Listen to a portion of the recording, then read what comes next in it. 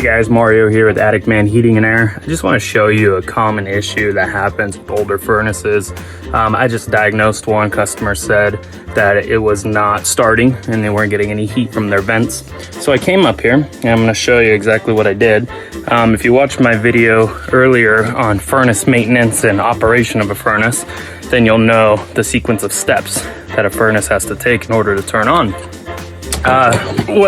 Real quick, just to recap, what that is first you have an inducer motor, an exhaust motor, and that's this guy here that turns on in order to send exhaust and carbon monoxide out of the flue and out of the roof. So that's number one. Once that proves through the pressure switch, then the gas valve is going to release gas over the hot surface igniter, sometimes a spark igniter. So on this particular unit, I'm going to start it up. Everything happened, you can hear the gas be released, but we had no ignition because the hot surface igniter would not start. So I'm gonna go ahead and show you here. So there's our inducer fan turning on. Next, you should be able to see a glow of orange back behind there, and that's the hot surface igniter glowing where the gas will be released. You'll actually hear the gas turn on. Give it a second here. Hear that? Just shut off. So no light. Hot surface igniter did not start, so we're gonna go ahead and diagnose that.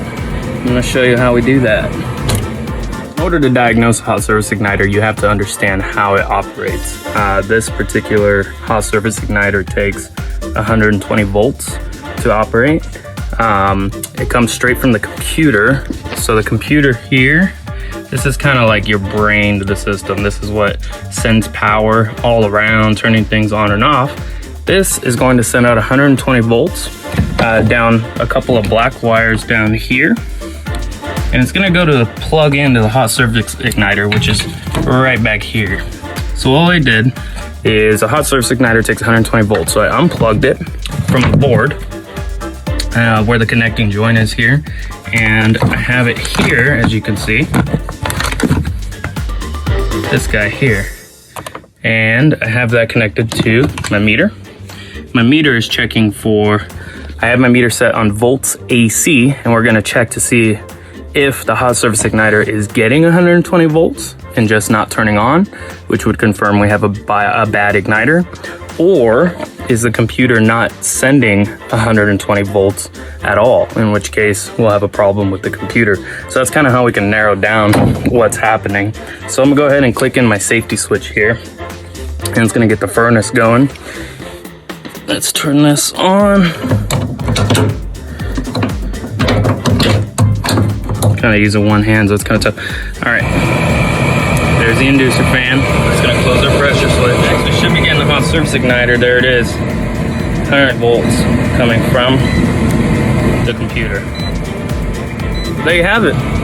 That basically verifies that we're getting 120 volts to the hot surface igniter, but it's just not lighting. So, igniter. I've already explained this to the homeowner.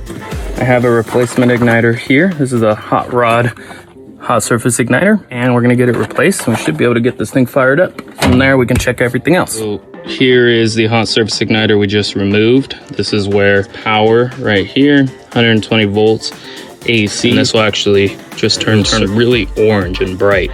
Super hot to the touch. These things are really fragile. Since I'm replacing it, I'll go ahead and show you, but I mean, literally you can just kind of, you see, that didn't take much at all. Anyway, but this is a broken igniter, so let's get the new one put in. Here's our new one. This is a White Rogers hot surface igniter. Any hot surface igniter will work as long as it's the same voltage. This is 120 volts. Majority of furnaces, like you see in most homes in the Sacramento area, run on 120 volts. If you have a package unit, that'll tend to run at 240 volts, so you would need a 240 volt igniter. But this one here is going to work. See, it's a little bit different. Here's the plug we have coming from the computer.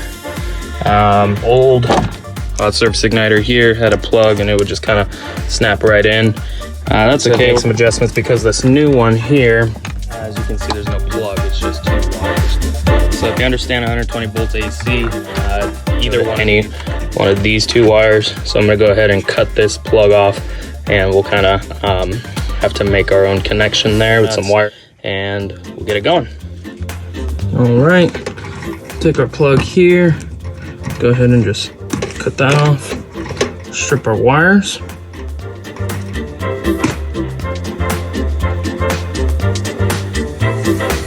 One, and now we have our 2 wires here, and we have our 2 wires from our old one. Believe me guys, I already know I'm gonna get comments about the rat feces up here. It is gross, but when you've been doing this long enough, you kind of just start to get used to it. So you gotta carry hand sanitizer in your car so you can wash your hands often, because unfortunately rats love attics, and as you can see up here, it's no exception. I mean, we got it everywhere. So yeah, I'm so used to it, I didn't even really notice it. And then I'm like, oh, this is in the video. I'm sure I'm gonna get some comments about this, but it's just part of the job. Okay, so made our connections here with wire nuts and electrical tape. We got our new hot surface igniter put in back here, as you can see. There it is. A little stick poking out right there. Go ahead and turn this bad boy on. See if it works. Inducer. Pressure switch. See if we get a glow. There it is. There's our glow. Now we should get gas.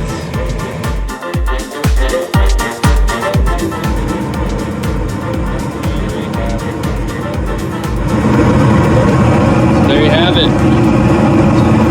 All repaired. Alright guys, thanks for watching. If you enjoyed this video, please subscribe for more. I'm going to keep trying to make more videos, get more repair, DIY stuff out there for you all. So thanks again, Atticman Heating and Air Conditioning, Sacramento, California. See you next time.